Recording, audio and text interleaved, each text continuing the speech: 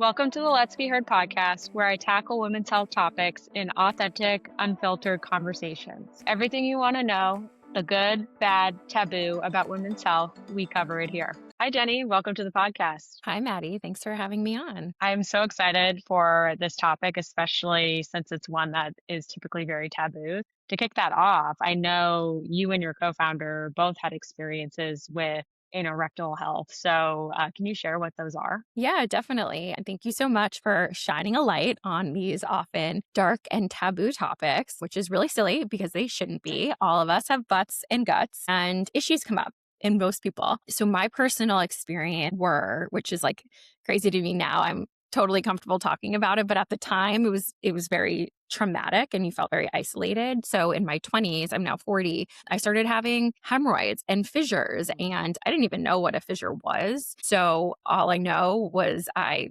saw blood when I went to the bathroom, and I was traumatized, didn't know if I was dying, what was happening. The internet is a dark and scary place and will direct you to all different corners. Went to see the doctor. They referred a specialist, gastroenterologist. It took me weeks and weeks to see that person, which was too much time when you're in pain and you're stressed. So it definitely took an impact on my personal life when you're in a relationship and your intimacy is impacted and just everything, really. And it's one of those things that usually it's kind of chronic, unfortunately. And so it's something that I've struggled with and have learned a lot about, especially with our company Bummed, which we'll talk more about. And then my co-founder, Rebecca, she has a very different experience, but her mother was really sadly late stage diagnosed with colorectal cancer, which now is, all over the news and our social media feeds. This week, James Vanderbeek passed away of colorectal cancer. And we saw headlines from cancer institutes that colorectal cancer is the number one leading cancer cause of death for those under the age of 50. I think that because there is a stigma attached to issues down there, people might be hesitant or embarrassed to go get care. And we really want to change the narrative on that and provide resources for people to seek more information and to seek care. That's incredible. And how did you and your co-founder meet? I was lucky enough to meet Rebecca at our last company. We were at a women's sexual and reproductive telehealth company, one of the big ones out there. And she was leading clinical operations. I was leading marketing. And we brought to market maybe 30 different products across highly stigmatized areas of care. So everything from STIs, herpes, abortion. And we just really saw the power of telehealth to bring access to underserved communities. And we'd always wanted to start our own company. And this felt like a really ripe area where we could make an impact. I love that you have experience with highly stigmatized areas, and it is probably a lot of lessons learned from that prior experience and being able to utilize that for this company. And I'm really excited to dive in a little bit more on anal rectal health issues. How common are they, and what's the human cost and the stigma around that? But for people who are too afraid or feel shame about going in and trying to find care. Yeah, definitely. Well, I didn't even know like rectal care was really uh, an umbrella term for these issues until we met our chief medical officer, Dr. Carmen Fong, who has really educated us on quite a lot. But it's things that focus on the anus and the rectum, such as hemorrhoids, fissures, abscesses. It's very closely connected to what happens in the gut. So really all of these issues, most of them stem from constipation and your bowel movements. So a bunch of stats that we have, up to 75% of American adults will experience hemorrhoidal symptoms. We can also talk more about that because everyone has hemorrhoids. It's really when they flare up that we say you have hemorrhoids when you notice them. Pregnant women are a particular population that's really impacted. Up to 85% of them will experience hemorrhoids and constipation because of a whole host of issues, the changes going on your body. And I know this intimately because I just had a baby in December. And then constipation impacts up to a third of adults, and it's much more common in women. So because of that pregnancy factor, but also a bunch of other factors, it's 2 times more likely to impact women. And the impact can really stretch everything from discomfort to severe acute pain. And I recently saw a stat that up to 40% of adults have canceled activities and plans because of these Mm. kinds of issues and gut issues, all the way ranging from this could be really harmful and could impact your life if you have an issue and you don't get it checked. There's a lot of stuff going around on the internet on what to watch for with early signs of colorectal cancer. So, not to be alarmist, Mhm. usually it will be just hemorrhoids or fissures, but there are certain things like changes in bowel movements and anemia and different family histories that it might end up being colorectal cancer. So, no matter what, if you're having an issue, you should definitely get it checked out. Got it. Yeah, I'm with you on not knowing that there was an umbrella for anal rectal health. I always assumed it was like their GI or OBGYN. So that's super helpful to know that there actually are doctors who are specialized in it and have this wealth of knowledge. And that's great that you have one on your company Yeah. to really support it. And I think it's important that you know that because there are doctors who have studied years and years, right, on this particular thing. And there's not a lot. I was actually just looking at something with Rebecca. There's only like 2,200 colorectal surgeons across the United States. And so going back to bummed, we really increase access and the ability to interact with a colorectal surgeon and specialists who have been and doctors who have been trained by her on these common issues through bummed because chances are you don't live by a colorectal surgeon. Yeah, that is a very good point. And one of the reasons why I'm a big fan of telemedicine as well for that access point. Curious, because you mentioned hemorrhoids and anal fissures. What are they? What's the difference? How can someone know what to look out for if they think they may have one or the other? Yeah. So hemorrhoids are swollen, inflamed veins in the anus and lower rectum. You'll often see people talk about internal versus external in different grades, grades 1 through 4. They're often caused by pregnancy, straining. It often comes back to constipation or prolonged sitting. Also, now with everyone really getting into strength training, a lot of heavy lifting can lead to Hmm. that because of the pressure and the straining. Whereas fissures, and a lot of times people will have both because it has a lot of the same causes. A fissure is a tiny tear in the skin of your anus, usually caused by a hard or a large stool that passes through. And that's usually because of constipation. Maybe you haven't gone in a while or you just have irregular bowel movements, and that will cause a tear. And so if you've had them, typically hemorrhoids shouldn't cause that much acute pain. It's swollen, it's uncomfortable. It often doesn't come with blood. Sometimes it does, whereas a fissure is more of that acute, feels like a sharp, tiny pain when you're having a bowel movement and will come with bright red blood for the most part.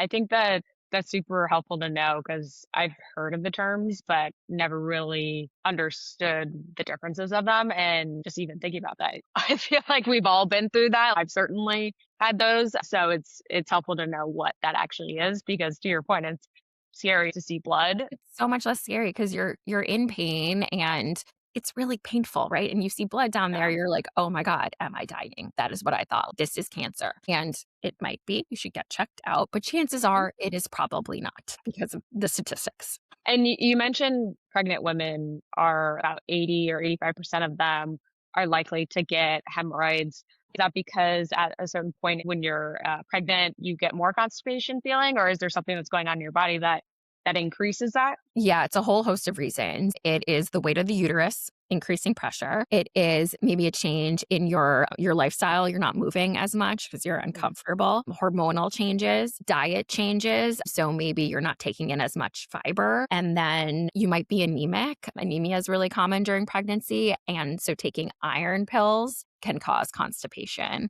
So a whole bunch Uh, of different reasons. And so that will lead to constipation, which leads to hemorrhoids. And then postpartum, I got to experience this too. I got the whole oh, suite of wow. issues. I had a C-section, so I had an epidural and pain meds. Most people will get pain meds. Those are very constipating. It's like Mm, a big thing after you give birth, having your first bowel movement. And often you're wow. not regular. And so that will lead further to hemorrhoids and fissures. So, yeah, you get to have them for a long time. Wow. Okay. That is so helpful to know because I think there's just so much around pregnancy, not even just during it, but postpartum that is just not talked about until you go through it and you're like, what the fuck? I didn't know this was gonna happen, and it's just jarring. Yeah. And I didn't know that either. And when I started doing more research under anorectal care, very quickly, pregnant women were like, oh, yeah, I know about that. And what's frustrating is that you're going into the doctor all the time, you're going to the OBGYN, but they don't really want to deal with this. They have so many other things to deal with from what I've heard and seen. They're giving a lot of that general advice like, oh, go in a sitz bath.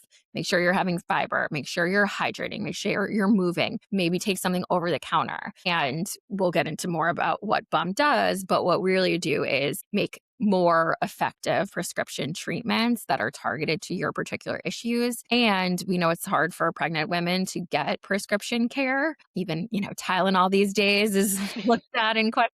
But we have worked with OBGYNs who have deemed it safe and appropriate for most people during pregnancy. And so that pregnant women can get relief through us, which is very important because they're dealing with so many things. Yes, both my siblings, or my sister and then my sister-in-law, both were pregnant last year and had their first kid. So I can only imagine being able to have something like this or be aware of it is really uplifting, because a lot of times you're just left to deal with it. So I'm excited to dive into Bummed and what you guys do. What does it look like from a patient perspective for someone who's coming seeking care on your platform? Yeah. So you'll come to our site, bum.co, and most people go through our symptoms quiz. So it lays out some of the common symptoms, whether you have that sharp pain, whether you have itching, whether you feel swollen bumps down there, your bowel movement habits. So are you constipated? And then it'll recommend certain treatments based on that. We'll ask you if you're pregnant or not. And then you will go through a checkout. And then from there, you'll go to our secure portal where you'll be able to upload all of your information, your ID, your medical history. We'll ask you questions specifically about these issues. Do you have a history of colorectal cancer? We have escalation paths in place. So if something does seem alarming based on your history and what you're experiencing, we have a database of colorectal surgeons that you can go to in person to seek that in-person care. But for the most part, when people come to our site, we're able to assess if they're appropriate for our custom compounded prescription creams. And so what these are creams that I've gotten prescribed to me when I've gone in person to the specialist, and we're bringing that online. And so they have more active ingredients than just a hydrocortisone cream. That's really common for people who have hemorrhoids to get a suppository or just a steroid, which can be really harsh and not as targeted. So our formulations, depending on which one you get, are going to have multiple active ingredients. So you have an anti-inflammatory, perhaps an antifungal. If you've got itching, you've got maybe a channel blocker to help release some of the pain down there, as well as perhaps a hydrocortisone. And so we have a whole host of actives that make it more effective and more custom to what your needs are. The medication shipped to you in a couple of days. So it's all from home. A lot of people are embarrassed. It's all asynchronous. So you're messaging with your doctor. You don't have to show your face and you don't have to leave your home. That's really important, and I think so helpful. I think a lot of times people underestimate how beneficial asynchronous care is. Sometimes it's nice to just be able to share that information without having to do it live, because there is that fear whether a doctor makes you feel comfortable enough to be vulnerable. It's still, you always wonder, is someone going to judge me? Maybe I'm judging myself. So I love that that's something that you guys provide. I also love your guys' branding, and your Instagram is awesome. What made you decide to go that direction with branding Bummed? Yeah, I think we've seen the power working in telehealth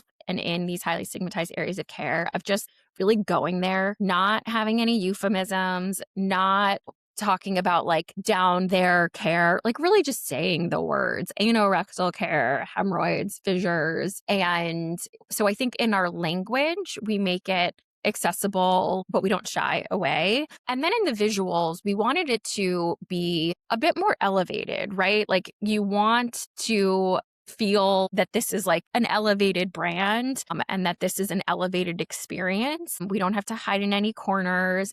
It doesn't have to be so humorous and cheeky. I've seen some brands really going there, and we do want to take your pain seriously, but there are some experiences that we have that like you kind of do need to laugh at. So I think we try to strike that balance on our feed in our materials of when you really need the information, we are going to give it to you in a digestible manner, but let's also like have a little bit of a laugh at ourselves. I've seen this is how I think most people, when they're going through these things, there is a spectrum, right, of real pain and being scared and afraid, but then also laughing at yourself. And this is like ridiculous. Of course, I have to deal with this. So we've tried to strike that balance. You know, the name itself, Bummed, I think just lightens the mood. And then we go into all the things anorectal care and immediately try to put you at ease. I think you guys nailed it on that.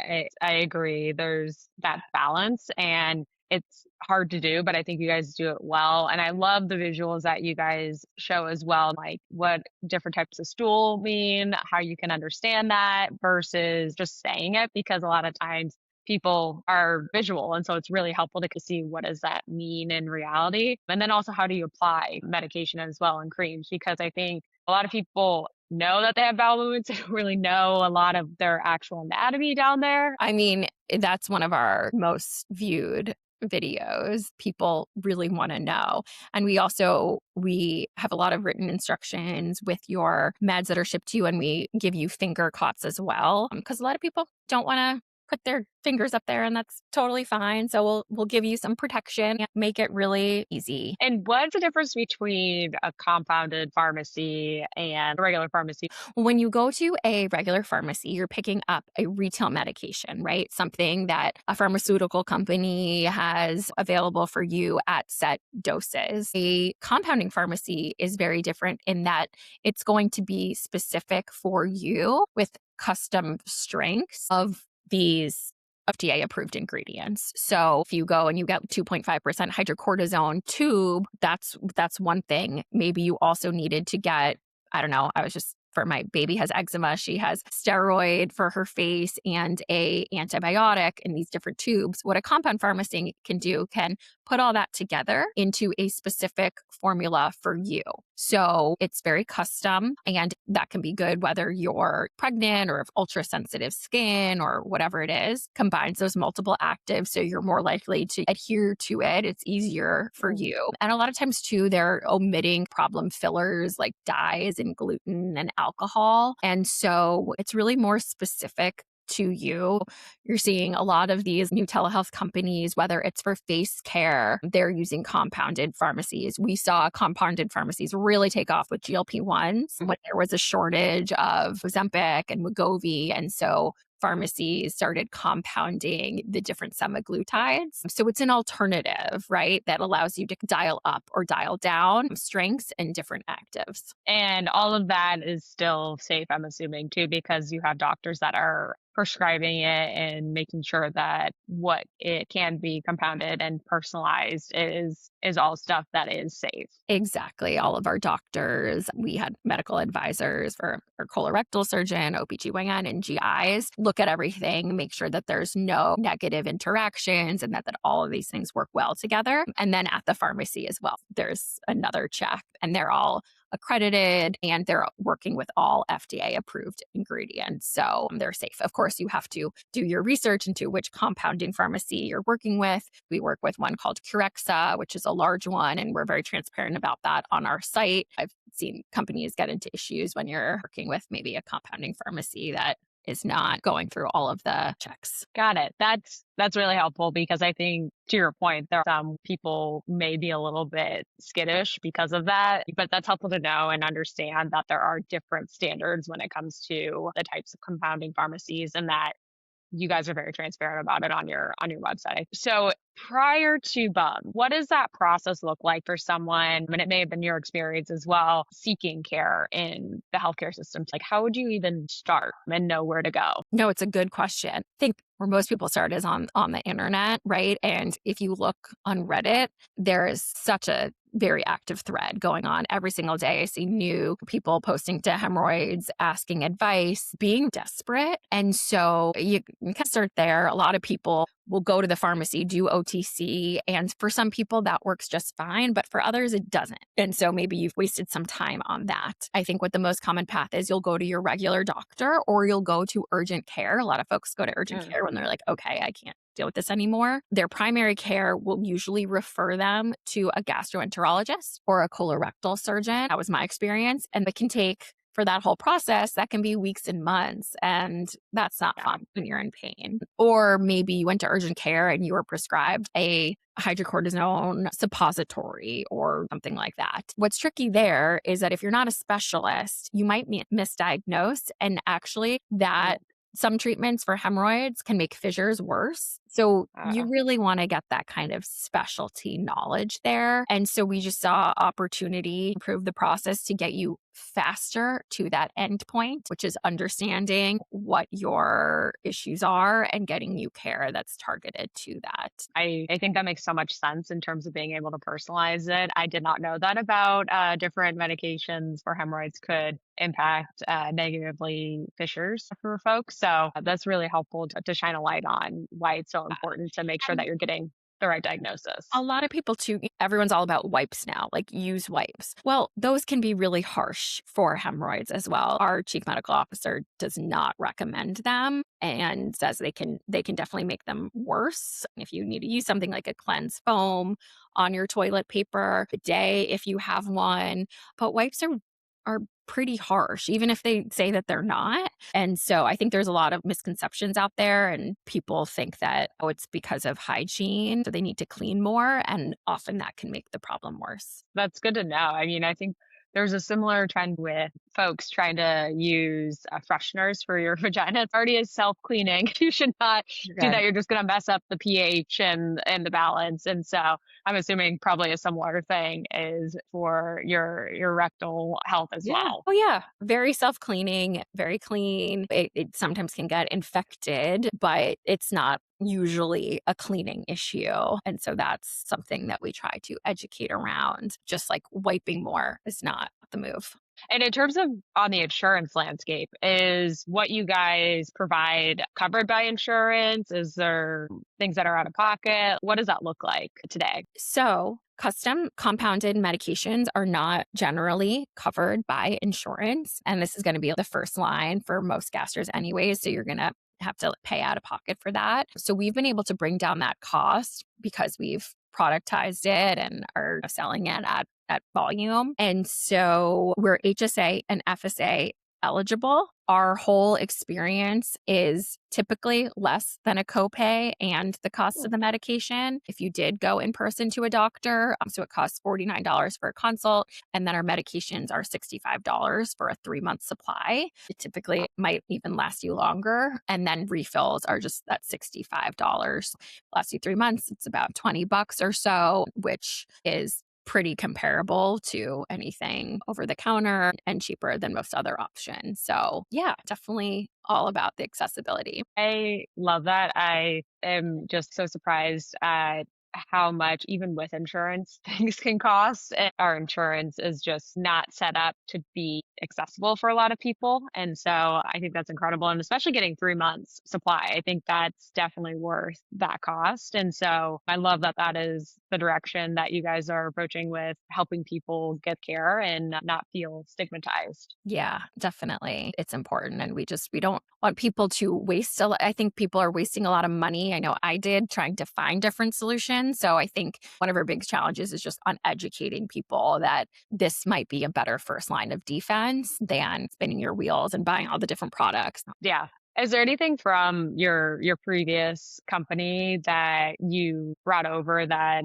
were great experiences or any new learnings that you're you've had that are a little bit different since this is a different type of stigmatized area? Yeah, I mean, I think I learned a lot. One is if I become comfortable talking about all of these things, like I remember my last company, one of our largest categories of care was herpes. And I worked from home and used to go to cafes and was embarrassed to talk about it in the beginning. And then after a while, putting in the reps, I did not care. And that felt so good and freeing. And so I just don't care. I go into any conversation, say all the things, say all the words. And I think that's really appreciated from the patients that we've seen, right? We'll answer every question. There's no question too weird. So being really open allows people to be open back to you. And I think that's only going to improve the kind of care that you get. What other learnings? I mean, I think one of the things I think is important is we know that it's a holistic solution, right? For this kind of care. So, what else can we offer in order to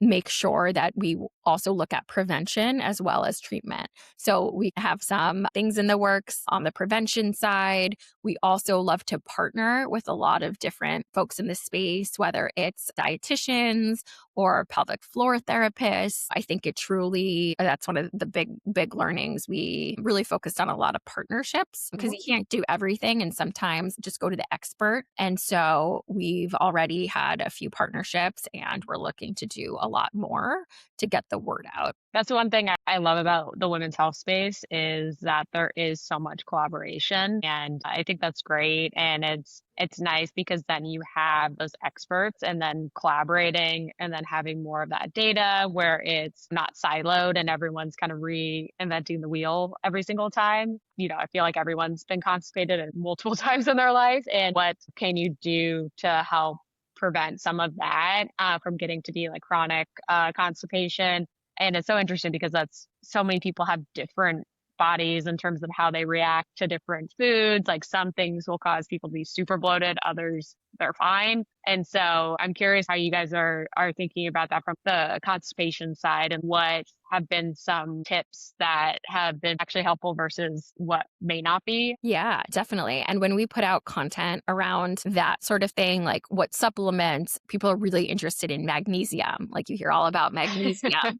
There's so many different kinds of magnesium. So we try to put out guides on, okay, here's the magnesium that might help with sleep. Here's magnesium that might help with constipation. There's various kinds. And so that kind of content, people are really searching for that. Also, fiber, right? It's crazy how fiber is the hot new thing as if it was like invented. Um, and fiber is super important, but there's different kinds of fiber. There's soluble, there's insoluble. You can get it in many different ways. You also just can't eat lots of fiber without heavily hydrating or it's going to exacerbate your constipation problem. So people love talking about fiber. Yeah, that is a funny one and really important distinction between soluble and insoluble fiber. It was funny when I was in college. I played volleyball at Rice down in Houston, and one of the other athletes, both of us were in a nutrition class, and we were talking about fiber. And this other athlete was like, "Okay, I'm gonna just eat a lot of fiber. I'm gonna do fiber one bar." She ate like the entire box, and then she was like, "Oh God, I was so constipated." I'm like, well, yeah, you went from like 0 to 100, probably maybe 200%.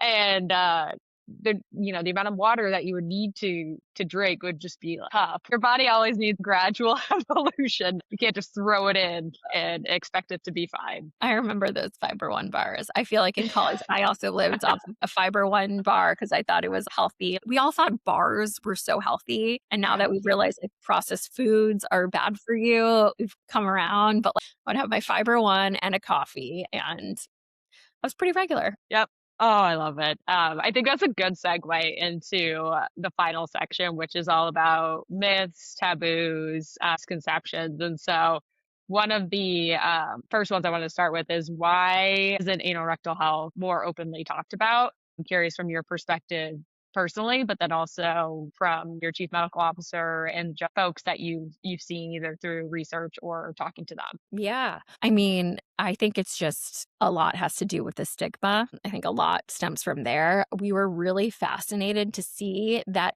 the NIH had not done a study on hemorrhoids in 25 years when it's something that Wow. is, yeah, so common. And I think because a lot of it, at least most common issues like hemorrhoids, for the most part, are not life threatening. And people often come in for other issues as well as hemorrhoids. So it's not like they might tuck it into some other things that are going on because of embarrassment or shame. And so that's something that we're actually focused on. Can we do some studies around the use of telehealth for treating these issues and getting more research around anorectal health? I think we talked about some of the stats with there's not a high volume of colorectal surgeons. And I don't really know, but I think that now with all of the headlines, I mean, it's for a really sad reason that colorectal cancer is on the rise, especially in young people when all other cancers, their rates are declining and colorectal cancer is the one that's increasing. And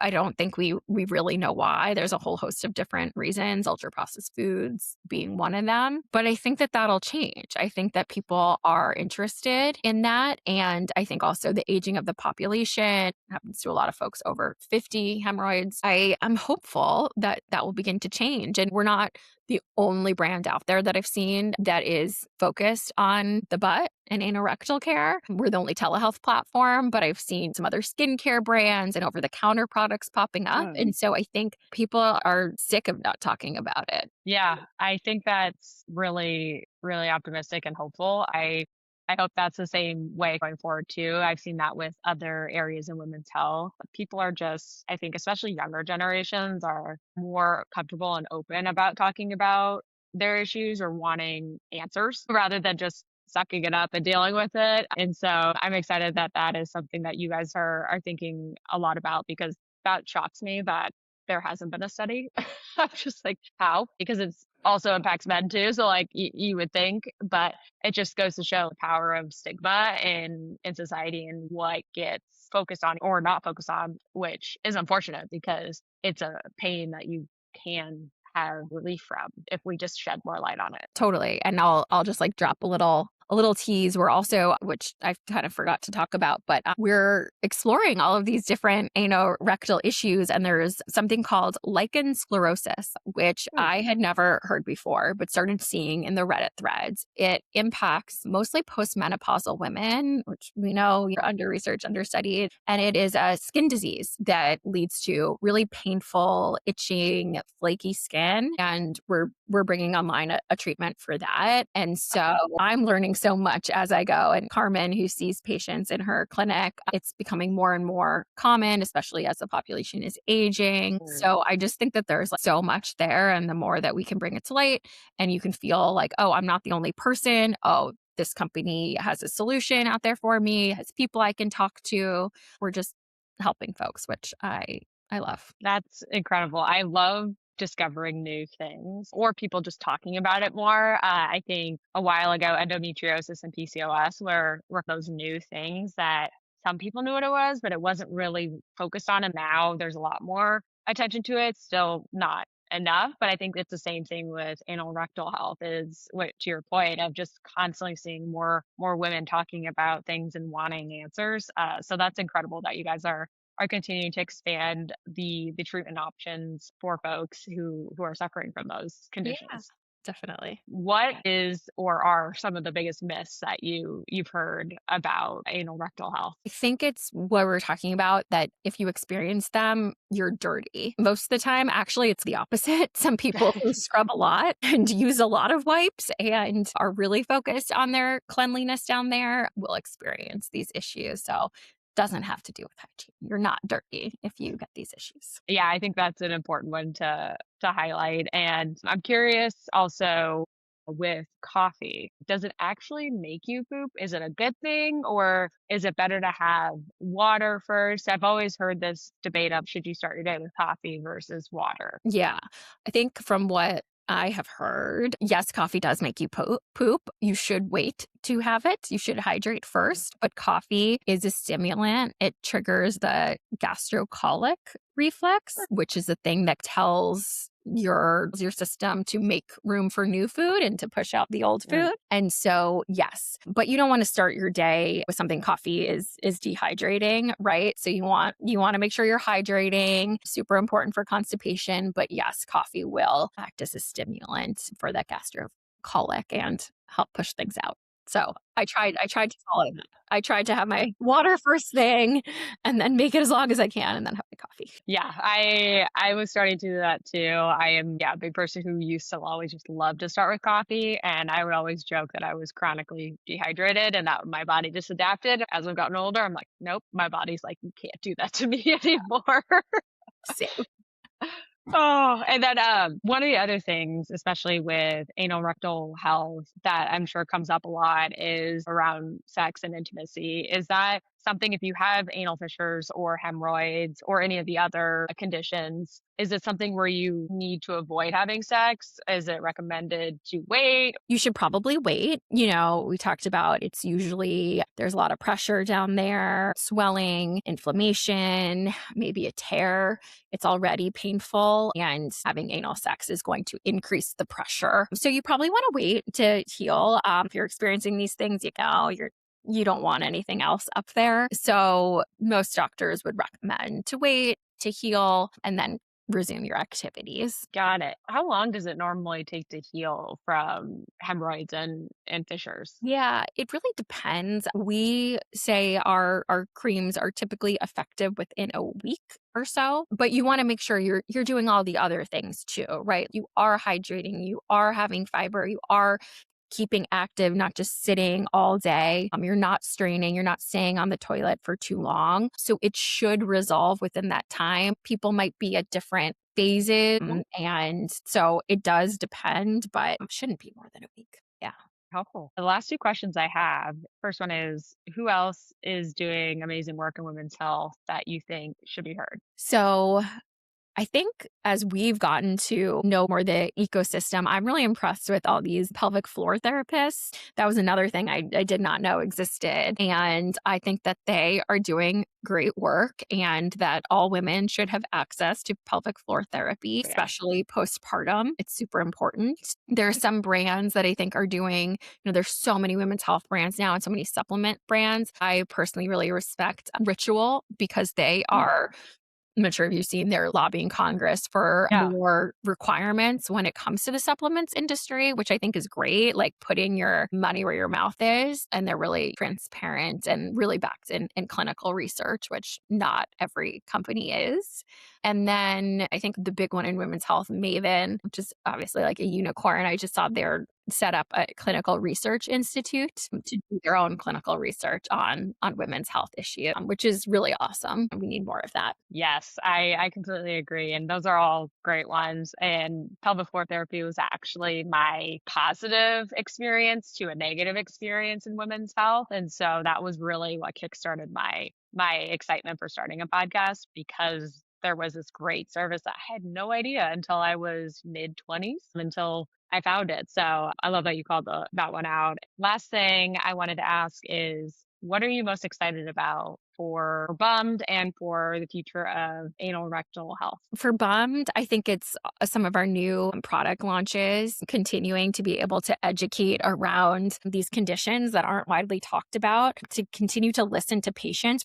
We're still early days, so I love hearing about what's working for people, what's not working for people, how else can we help them?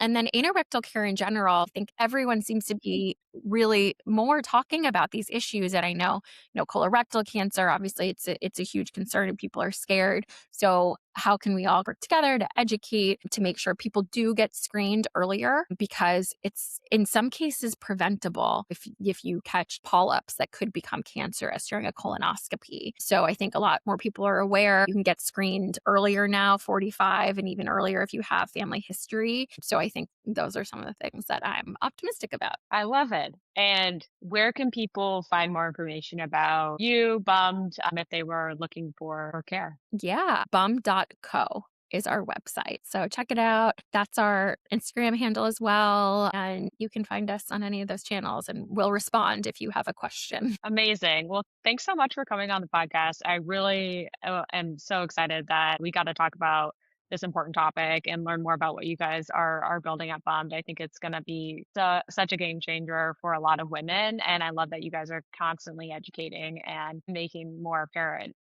these types of issues that a lot of people face. So thank you so much for sharing that. Thanks, Maddie. This was fun. All right, have a good one. Thanks for watching this week's episode of Let's Be Heard. I hope you enjoyed it. And if you have any questions or topics you want to hear or any other content that you want to see, subscribe to Spotify and YouTube for our episode drops, and also follow us on Instagram and TikTok for more content.